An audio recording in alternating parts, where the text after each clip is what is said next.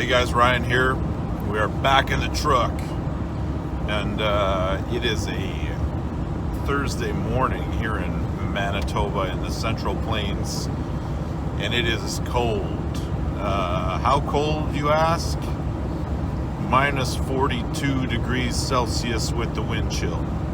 So please, if you're interested in what that is in Fahrenheit, there's online converters all over the place. Check that out.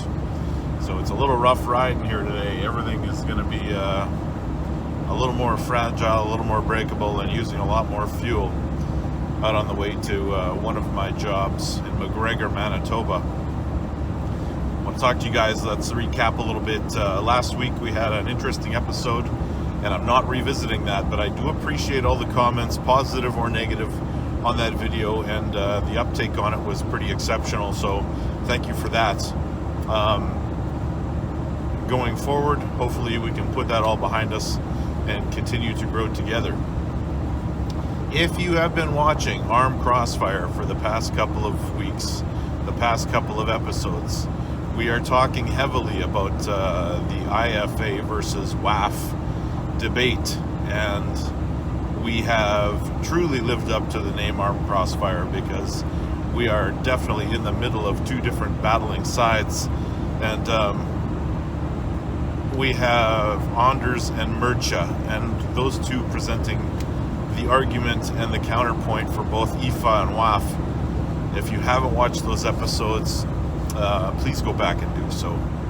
But since the Anders and since the Murcha episode especially, I have been inundated with documentation and messages and even a couple of phone calls from leaders in the respective countries around the world, and it appears that the reason that there's such a huge interest in what Canada is about to do, because I think the impression I get is that we will be followed wherever we decide to go, and that is a great responsibility. It's a good feeling, but it is a great responsibility for the Canadian executive when the vote comes.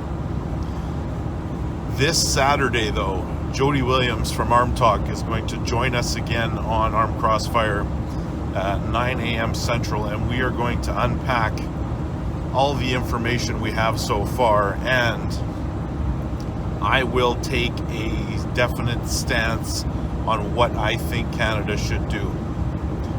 That's going to happen Saturday. So up to this point, I've done my very best to remain neutral. On Saturday on the show, I'm going to let it be known very clearly where I stand and what I think Canada should do going forward. So that's what's happening, you guys. That's the big news. I mean, other than that, we have seen some interesting things pop up on social media as we approach the possible announcements for the first WAL card of 2020. A couple of those things, we got BLM coming on Neil's show with Ryan Bowen, and it seems like there might be another potential matchup there. One of the most interesting things is Travis Bajan throwing out teasers on Instagram, saying things like, I think it was soon enough or something to that effect, but it was a photo of himself and Devin Larratt. So is Travis teasing a return to WAL, or is he just throwing that out there to get people talking? It's an interesting dynamic if Travis were to return, especially with the reinstatement of the left-hand division. And of course, we have lots of events coming up the next little bit, but the pressing news, tune in this Saturday, you guys. Keep it short for today, and if I can shoot some other video to add to this as far from a training standpoint, I will definitely be doing that. And so if you see a few more minutes remaining, you know that I did come up with something for you guys.